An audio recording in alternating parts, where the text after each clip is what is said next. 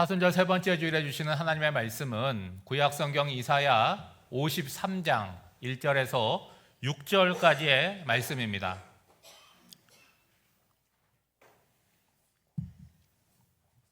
하나님의 말씀을 봉독하겠습니다. 우리가 전하는 것을 누가 믿었느냐? 여호와의 팔이 누구에게 나타났느냐? 그는 주 앞에서 자라나기를 연한 순 같고 마른 땅에서 나온 뿌리 같아서 고운 모양도 없고 풍채도 없은즉 우리가 보기에 흠모할 만한 아름다운 것이 없도다. 그는 멸시를 받아 사람들에게 버림받았으며 간고를 많이 겪었으며 질고를 아는 자라. 마치 사람들이 그에게서 얼굴을 가리는 것 같이 멸시를 당하였고 우리도 그를 귀히 여기지 아니하였도다. 그는 실로 우리의 질고를 지고 우리의 슬픔을 당하였거늘 우리는 생각하기를 그는 징벌을 받아 하나님께 맞으며 고난을 당한다 하였노라. 그가 찔림은 우리의 허물 때문이요 그가 상함은 우리의 죄악 때문이라. 그가 징계를 받음으로 우리는 평화를 누리고 그가 채찍에 맞음으로 우리는 나음을 받았도다. 우리는 다 양 같아서 그릇 행하여 각기 제 길로 갔거늘 여호와께서는 우리 모두의 죄악을 그에게 담당시키셨도다. 아멘. 이 말씀은 살아계신 하나님의 말씀입니다. 하나님께 감사드립니다. 아멘. 사랑으로 오신 예수님이라는 제목으로 하나님의 말씀을 전하도록 하겠습니다. 시장에서 조그만한 분식집을 운영하며 만두와 찐빵을 파는 아주머니가 한 분 계셨습니다. 어느 날 날씨가 흐려지더니 갑자기 비가 쏟아지기 시작합니다.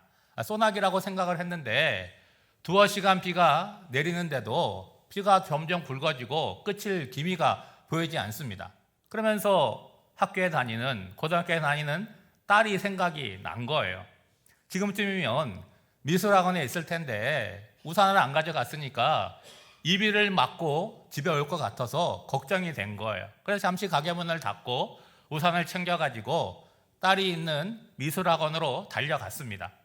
그런데 와서 생각해 보니까 사춘기 딸이 자기의 모습을 보고 싫어할 것 같은 생각이 든 거죠. 왜냐하면 밀가루로 얼룩져 있는 작업복을 입고 있고 신발도 가게에서 신고 있는 낡은 슬리퍼를 신고 있었습니다. 게다가 얼마나 마음이 급했는지 앞치마도 벗지 못하고 온 것이죠. 그래서 사람들이 보이지 않는 한쪽 골목 구석에서 딸이 학원이 끝나고 내려오기를 기다렸습니다. 비는 점점 굵어지고 한참을 기다리다가 학원이 있는 3층을 바라보게 된 거예요. 근데 이심전심인지 학원은 끝난 것 같았고 딸도 비를 보려는 것인지 엄마가 온지 짐작을 했는지 창밖으로 얼굴을 내밉니다. 그리고 아래에 있는 엄마와 눈이 마주친 거예요. 엄마가 반가운 마음에 손을 흔들었더니 딸이 금방 외면을 하고 얼른 안으로 들어갑니다. 그러니 잠시 후에 또 고개를 내밀었다가 또 들어갔다가 그러기를 몇 번 반복하는 거죠. 엄마는 마음이 슬퍼졌습니다. 내가 딸을 생각해서 우산을 가져왔는데 딸은 내 모습을 보고 나를 외면하는구나 라는 생각이 들어서 딸에게 우산을 건네주지도 못하고 서둘러 가게로 돌아왔습니다. 그리고 그날 일에 대해서는 엄마도 딸도 먼저 이야기하지 않았어요. 그게 한 달이 지난 후에 학원에서 학생들이 그린 그림을 전시한다고 부모님들이 와서 보라고 초대장이 온 것입니다. 그래서 이 어머니에게는 고민이 생긴 거죠. 딸이 나를 반기지 않는데 내가 그 그림을 보러 가도 되나 하는 마음이 생겼습니다. 며칠을 고민하다가 전시회 당일 저녁 늦게 그래도 가서 봐야지라고 생각이 들어서 자기가 입고 있는 가장 깨끗한 옷으로 갈아입고 학원으로 갔습니다. 혹시 문을 닫았을까 싶어서 급하게 달려갔더니 아직 학원 문은 닫지를 않은 거죠. 그리고 학원에 들어가려고 하는데 한 번 더 망설이게 되었습니다. 용기를 내어서 들어가서 학생들이 그린 그림을 하나씩 살펴보다가 어느 그림 앞에서 좀 당황스러운 마음으로 멈추게 되었어요. 그 그림의 제목은 이렇습니다. 세상에서 가장 아름다운 모습.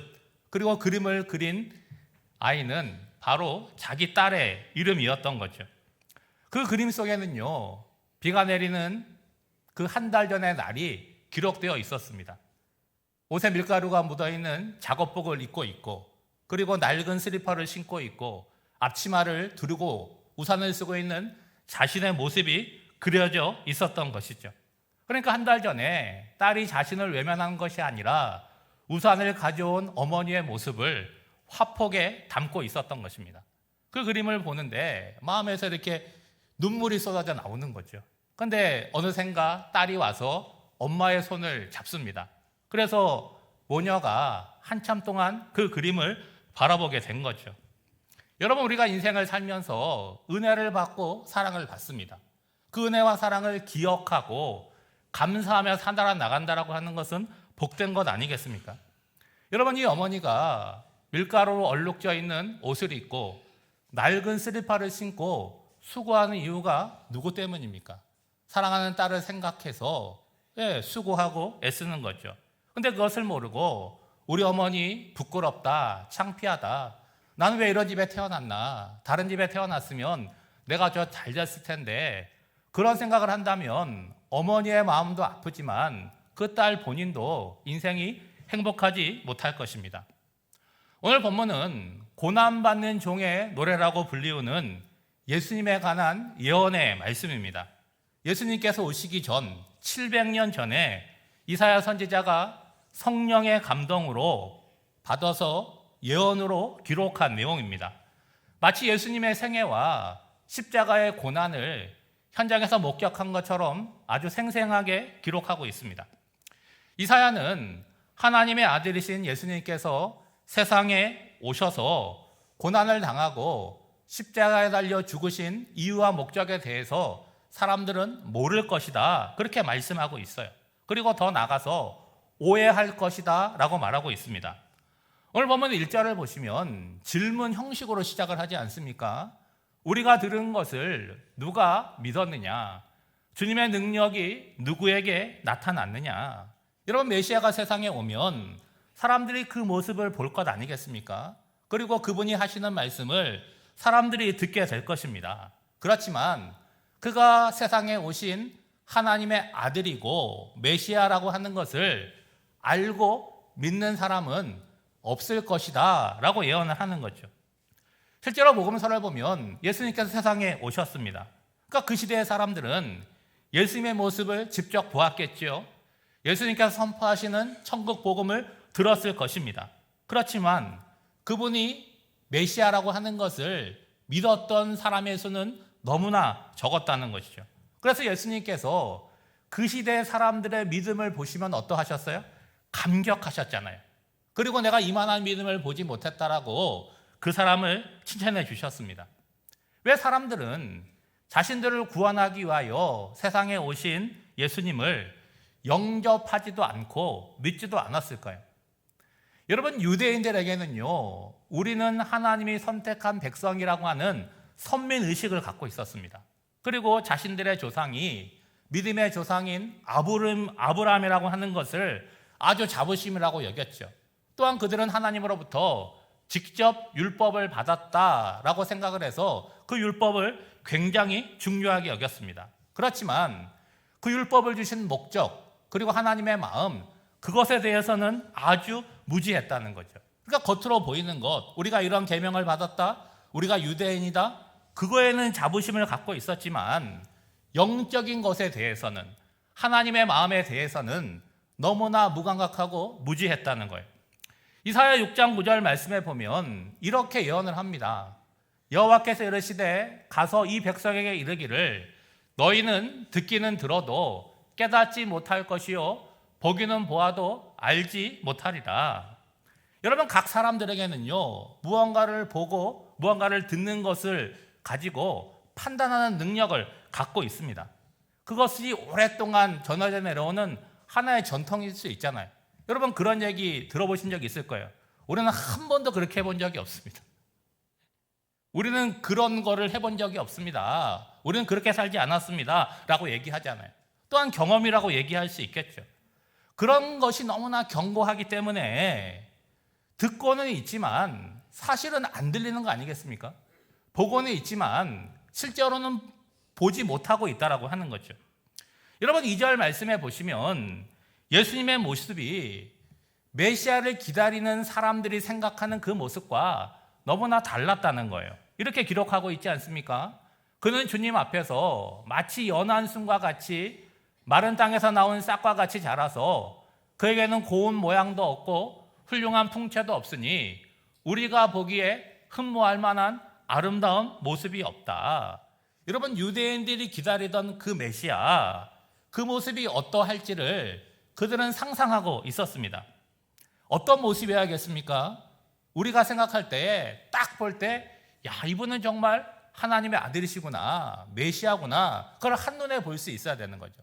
쉽게 말하면 초대왕 사울과 같이, 다윗의 아들이었던 압살롬과 같이 그 인물이 어떠해야 된다는 거예요? 준수해야 된다는 것입니다. 사무엘상 9장 2절에 보면 사울에 대해서 이렇게 표현하고 있어요. 준수한 소년이다. 준수하다는 것은 여러분, 잘생겼다는 겁니다. 이스라엘 자손 중에 그보다 더 준수한 자가 없고 키는 모든 백성보다 어깨 위만큼 더 컸더라. 사무엘하 14장 25절에 보면 압살롬에 대해서 설명하고 있어요. 온 이스라엘 가운데에서 압살롬같이 아름다움으로 크게 칭찬받는 자가 없었으니 그는 발바닥부터 정수리까지 흠이 없습니다. 여러분, 사울과 압살롬의 외모에 대해서 뭐라고 얘기하고 있습니까? 준수했다는 거예요. 아름다웠다는 것입니다. 이스라엘 백성 중에 가장 으뜸이었다는 거죠. 그런데 여러분, 그들의 인생, 그들의 삶도 흠이 없고 완벽했습니까? 그렇지 않다는 걸 여러분 아시잖아요. 이들은 하나님께 불순종하였고 반역하는 인생으로 그 인생을 마치고 말았어요. 그런데 세상에 오신 예수님의 모습은 이들과 달리 두드러지지 않았을 뿐만이 아니라 호감 갈 만한 외모가 아니었다는 거예요. 여러분, 기왕에 하나님의 아들이 메시아가 이 세상에 오시는데 준수한 모습으로 누가 보아도 이분은 하나님의 아들이구나, 그럴 만한 모습으로 오실 수는 없었습니까? 여기에는 이유가 있지 않겠습니까? 외적인 것만 추구하는 사람들이 볼 때 보아도 보지 못하게 하기 위함이었겠죠. 세상적인 사고에 사로잡힌 사람들에게 있어서 예수님의 말씀을 들어도 그 말씀이 제대로 이해되지 못하게, 들리지 못하게 만든 것이죠. 여러분, 예수님께서 세상에 태어나셔서 자라나는 과정을 보면 한 번도 순탄한 적이 없으셨습니다. 왜 그렇죠? 사단과 어둠의 권세가 치열하게 예수님의 오심을 막았고 방해했음을 우리가 확인할 수 있죠. 여러분, 예수님이 탄생하실 때 누울 자리가 없어서 짐승들의 공간, 짐승들의 먹이통에 누우셨잖아요. 그뿐만이 아니라 헤롯은 그 아기 예수까지 죽이려고 칼날을 겨누었습니다. 여러분, 예수라고 하는 이름은 유대인들에게 굉장히 흔한 이름입니다. 그래서 이 예수님을 구분하려고 자라나신 나사렛 예수라고 구분을 했어요. 여러분, 나사렛이라고 하는 동네는요, 변방입니다. 시골입니다. 자랑할 만한 곳이 아닌 거예요. 오직하면 나사렛, 그러면 유대인이 들으면 어떤 느낌이 드는 거예요? 그런 동네에서 무슨 아름다운 것이, 선한 것이, 쓸만한 것이 나오겠느냐, 그렇게 폄하되었던 동네였습니다. 여러분, 메시아라고 한다면 유대인들은 어떤 생각을 하는 거예요? 최소한 예루살렘에서 태어나야 되는 거예요. 거기서 성장해야 되는 거죠. 그리고 그분이 메시아라면 지금 이스라엘을 지배하고 있는 로마를 힘으로 이겨서 우리를 해방시켜 줄 수 있는 그런 능력이 있어야 된다고 생각을 한 거죠. 그런데 진정으로 오신 예수님의 외모, 그분이 하시는 말씀, 그분의 행보를 보면 자신들이 생각했던 것과 너무나 달랐다라고 하는 거예요. 심지어는 예수님의 가족조차도 예수님을 제대로 이해하지 못했습니다. 미쳤다라고 여겼어요. 다시 말해서 세상은 예수님의 오심에 대해서 기뻐하지도 않았고 영접하지도 못하였습니다. 그래서 이 땅에서 예수님의 삶은 3절과 같았다는 거죠. 그는 사람들에게 멸시를 받고 버림을 받고 고통을 많이 겪었다. 그는 언제나 병을 앓고 있었다. 사람들이 그에게서 얼굴을 돌렸고 그가 멸시를 받으니 우리도 덩달아 그를 귀하게 여기지 않았다. 이 땅에 오신 예수님은 멸시를 받았다는 거예요. 천대를 받았다는 거예요. 무시당했다는 거예요. 환대받지 못한 것이 아니라 오히려 어려움을 겪었다는 거죠. 이에 대한 내용을 요한은 이렇게 얘기합니다. 세상이 그를 알지 못하였고 자기 땅에 오매 자기 백성이 영접하지 아니하였다는 거죠. 저는 3절 말씀을 이렇게 읽으면서 우리도 그를 귀하게 여기지 않았다, 여기에 마음이 머물렀어요. 지금 이사야는 다른 사람을 이야기하는 것이 아니라는 거예요. 성경은 다른 사람들이 예수님을 어떻게 생각하고 어떻게 대접을 했는지 그거를 이야기하는 것이 아니라 오늘 이 말씀을 읽고 있는 우리들이 어떻게 예수님을 생각했는지 그거를 묻고 있는 거죠. 너는 나를 어떻게 생각하느냐? 너는 나를 어떻게 대우했느냐? 묻는 거예요.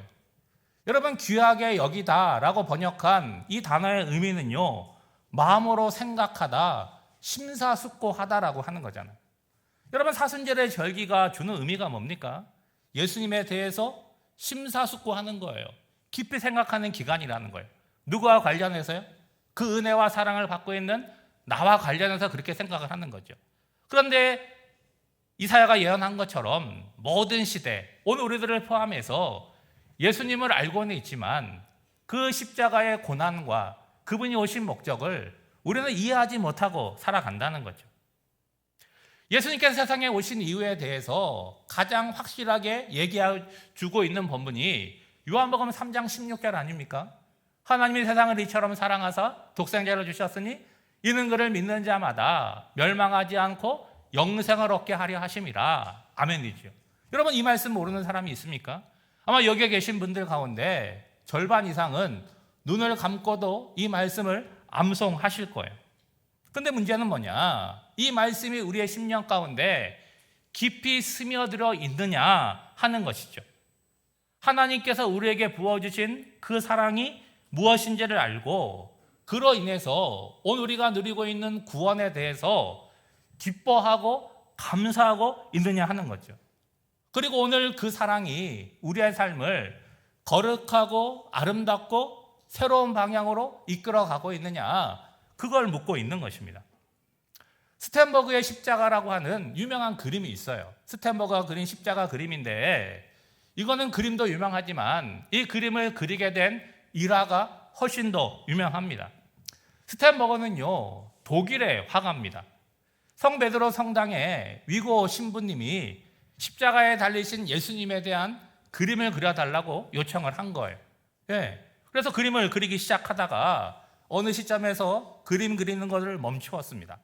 멈춘 이유가 뭐냐면 이 그림을 그리게 되면 받게 될 그 그림값이 있지 않습니까? 그게 너무나 적다는 걸 알게 된 거예요. 그러니까 그 돈 받고는 그림을 못 그리겠다. 그러니까 나중에 다시 흥정을 해서 내가 원하는 만큼 그림값을 받게 되면 그때 다시 그리겠다고 마음을 먹은 거죠. 그리고 그 중간에 이제 다른 그림을 그리게 됩니다. 페피타라고 하는 집시, 여자 집시를 모델로 해서 세속 그림을 그리는 거예요. 정확히는 알려지지 않았지만 아마 누드와 같은 그림을 그렸던 것으로 그렇게 생각이 됩니다. 어느 날 그림을 그리다가 쉬는 시간이 있을 거 아니겠습니까? 이 페피타라는 이 여인이 한쪽 구석에 예수님께서 십자가에 달려 있는 그 그림을 보고 물어보는 거죠. 선생님, 왜 저 사람은 저렇게 비참하게 십자가에 달려 죽었습니까? 라고 물은 거예요. 이 질문에 대해서 스텐버그는요, 그냥 지나가는 말로 습관적으로 대답을 합니다. 세계 만민의 죄를 대속하기 위하여 저렇게 십자가에 달리신 것입니다. 그러자 집시 여인이 다시 묻는 것입니다. 만민의 죄라고요? 그러면 저의 죄를 위해서도 죽으신 건가요? 그리고 선생님의 죄를 위해서도 죽으신 것입니까? 그러자 스텐버그는요, 물론입니다. 당신과 나의 죄를 위해서도 죽으신 것입니다. 그 대답을 하고 난 이후에 마음이 이상한 거예요. 마음이 흔들리기 시작한 거죠. 왜냐하면 지금까지 단 한 번도 예수님께서 나를 위해서 십자가에 죽으셨다고 생각해 본 적이 없었기 때문이죠. 스텐버그는 그 자신이 그렸던 그림을 없애버리고 하나님 앞에 기도하기 시작합니다. 그리고 말씀을 읽기 시작합니다. 그랬더니 마음에 은혜가 차오르는 체험을 하게 된 거죠. 그런 후에 정성을 다해서 십자가에 달린 예수님을 그렸다는 거죠. 스텐버그의 십자가라고 하는 그림은요, 이런 배경이 있기 때문에 누구든지 그 그림을 보게 되면 십자가에 달리신 예수님이 나 때문에 달리셨다는 것을 느끼게 된다는 거죠. 그러니까 많은 사람들이 그 그림을 통해서 예수님을 경험하게 되고 은혜를 회복하게 되었다는 것입니다. 그림은 불행하게도 화제로 소실이 되었지만 그림이 전해주는 메시지는 계속해서 전달이 되어서 사람들에게 감동을 주고 있습니다. 여러분, 예수님에 관한 지식들 우리가 교회를 다니니까 얼마나 많이 알고 있습니까? 여러분, 그것만이 중요한 것이 아니라는 거예요. 그 사건이 오늘 나를 위한 사건으로 내가 수용하고 받아들일 때에 감동이 있다는 것이죠. 오늘 우리가 신앙생활하면서 은혜 받기를 사모하지 않습니까? 여러분이 이해하는 은혜는 무엇입니까? 오늘 내가 예배에 왔는데 오늘 내 기분이 참 좋았다. 목사님 말씀이 좀 내가 들렸다. 여러분, 이게 여러분이 생각하는 은혜입니까? 진정한 은혜는 그런 것이 아니죠. 하나님 앞에서 내가 어떤 사람인지를 아는 거예요. 그리고 어떤 은혜를 받고 살아가는 것인지를 알고 감격하고 감사하는 것, 기뻐하는 것, 이것이 진정한 은혜 받은 사람이라는 거죠. 동일한 구속의 은혜를 우리가 다 받았습니다. 그럼에도 불구하고 많은 사람들은요, 사절과 같은 생각을 하면서 예수님을 오해한다는 거예요. 그는 실로 우리가 받아야 할 고통을 대신 받고 우리가 겪어야 할 슬픔을 대신 겪었다. 이게 팩트인데, 그러나 우리는 그가 징벌을 받아서 하나님에게 맞으며 고난을 받는다고 생각하였다. 여러분, 요한복음 1장 36절에 보면 요한이 예수님을 보면서 뭐라고 얘기합니까? 보라, 하나님의 어린 양이로다 라고 말하고 있어요. 여러분, 이 말씀이 무슨 의미인지를 이해하려면 구약 성경 레위기에 나오는 제사, 대속의 의미를 이해해야 됩니다. 여러분, 유대인들이 하나님 앞에 나와서 제사를 드릴 때는요, 반드시 빈손으로 나오지 않고 희생의 제물을 가지고 나옵니다. 여러분, 인간이란 존재는요, 언제나 죄를 짓잖아요. 그리고 죄의 대가는 사망입니다. 근데 우리의 목숨은 하나밖에 없으니까 이 문제를 해결하기 위해서 내 대신 죽어야 될 대속의 제물이 필요한 거예요. 그러니까 소나 양이나 돈이 없는 사람은 비둘기 같은 걸 갖고 나와가지고 나에게 있는 죄를 죄 없는 짐승에게 옮기는 거예요. 그리고 죽여서 피를 흘림으로 나의 죄가 용서받게 되는 것이죠. 이게 바로 대속의 제사의 의미입니다.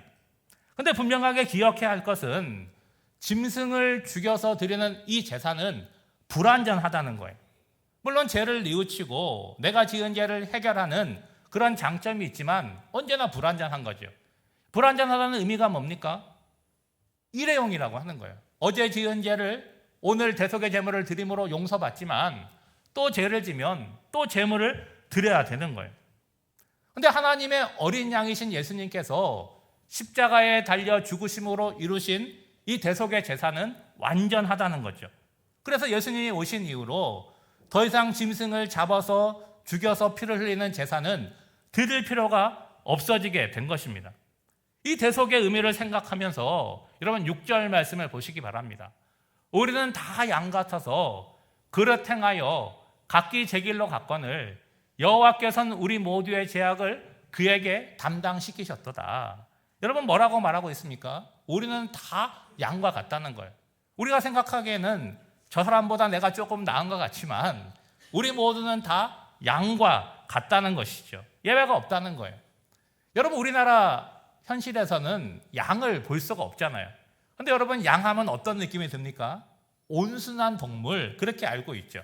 근데 여러분, 고집이 엄청 세다 그럽니다. 그리고 양은 눈이 안 좋대요. 그러니까 멀리를 보지 못하고 눈앞에 있는 먹을 것만 보고 그게 전부인 거죠. 그러니까 어떤 위험이 닥쳐오는지 스스로 알 수가 없어요. 그리고 혹 안다고 할지라도 양은 그 위험을 해결할 수 있는 힘과 능력이 없는 것이죠. 그러니까 언제나 위험에 노출되어 있는 거예요. 뭐가 필요하겠습니까? 양을 인도하고 보호할 목자가 필요한 거죠. 여러분, 우리들도 다 마찬가지라는 거예요. 여러분, 우리가 언제 죽을지 모르는 유한한 인생 아닙니까? 그런데 우리는 뭐 걱정하는 거예요? 노후를 걱정하고 영원히 살 것처럼 우리 마음에 욕심과 탐욕이 늘 가득 차 있잖아요.